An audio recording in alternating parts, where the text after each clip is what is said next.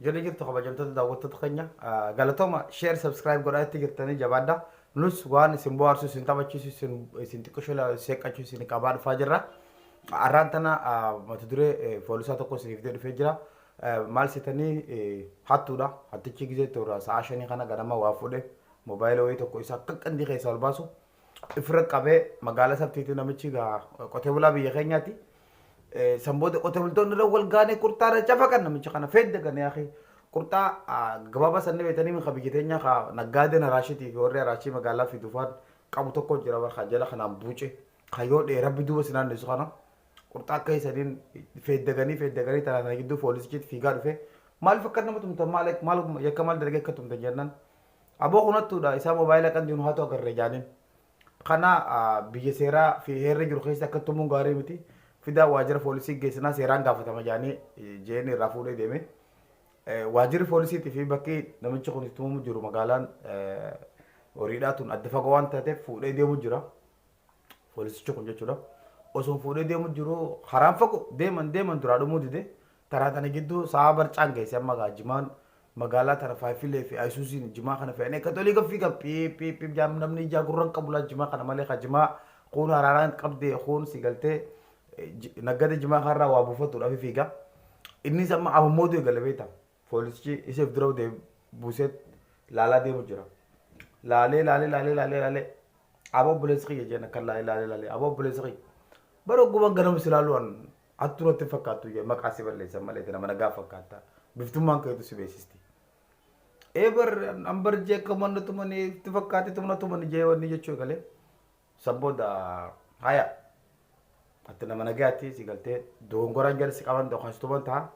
Atis karaa manaa keetii anis karaa barcaa kiyyaa jeen poolisichi si galtee akkasitti adda maqanii gaayoo si seeqqachiste jedhe hafitee poolisoota bilchiginnaattu kanaasa. Ani hin jenne. Tole ammas tokkoon isin fida waa'ee qamaatiiti. Akkuma namichi poolisii kanaa hojii xiqqoo seenaa wal fakkaatu. Qote bulaadhaa gaafa durii gaafu jaarraa. Gaafa uummanni Awurooppaadhaa Afrikaa keessa gad deemu Afrikaa barsiifne jaanii gaafasi. Dhufee namichi ooyiruu isaa tana qotee muuzaa fi burtukaana kana dhaabee jimaa isaa raawwatee boolla akkatti xiqqoo dachee tana haadhee akaafaa isaa achi kaatee callee ciisee lulluqatu jira beektaa qamoo jira. Amma gaafa faranjoonni deemaa itti dhufanii itti dhufee namni tokko faricha hoggaa itti dhufe maal godhu jirta boo jennaan. Cekal faddeetiin qamaa firii kuduraa tana gatee eegu jira jeen. Firii kuduraa gartee tagayyaa tolan eegu jira jeen. Maal gootu? Hogga irraa buute kutatee nyaadhu fi jeen hogga isin irraa buute ni nyaadhaa jeen. Hayi bakka hogguma isin buute kutatee nyaachuu malee waan biraa takka illee gootu jeen. Taa'eetu mana hoggoo isin gartee muuziin kun hogga irraa bu'ee diimatee hogga irraa bu'ee burtukaannis hogga diimatee irraa bu'ee kutatee nyaatudha jeenan. Ati gowwaadhaa jeen faranjichi. Abbo maaliif hin gowwaa? Hayi. Jala khafadheetin hoggaa isii irraa naa buute nyaadhaa yoo fedha kaafu baaddos firii diimatee ni buute hoggusuma nyaadhaa gowwummaa maaltu kana fidee jennan. Laal jeen firii tana guuri hunda isii guuriti bakka takkatti bilcheessi gabaadhaaf dhiyeessi jeen. Gabaaf dhiyeessin dhiyeessaa sambooda hoo maaliin godhaa jennan. Sambooda moo sambooda hogga magaalaa geessite gaa maallaqa jijjiirataa jeen. Achi booda hoo maaliin godha maallaqa waliin qabatte. Achi booda hoo maaliin godha. Achi booda moo bakka firiilee misoomaa si gartee babbareedduu biqiltoota biraa bakka buusutti qotee bulaa cimaa yookaan ammoo waan firii qabu gaggaarii argattaa jeen. Achi booda hoggaa waan firii qabu gartee gaggaarii hoggaa argadhoo maal godhaa jeen. Sambooda moo sambooda gaa dureessi taataa jeen. Dureessi ta'uu maaliin godha. Zeen investara taataa jeen. Hoggoon investara ta'uu maaliin godha. Gara roo industirii yookaan faabrikaa dhaabbatu deemtaa jeen.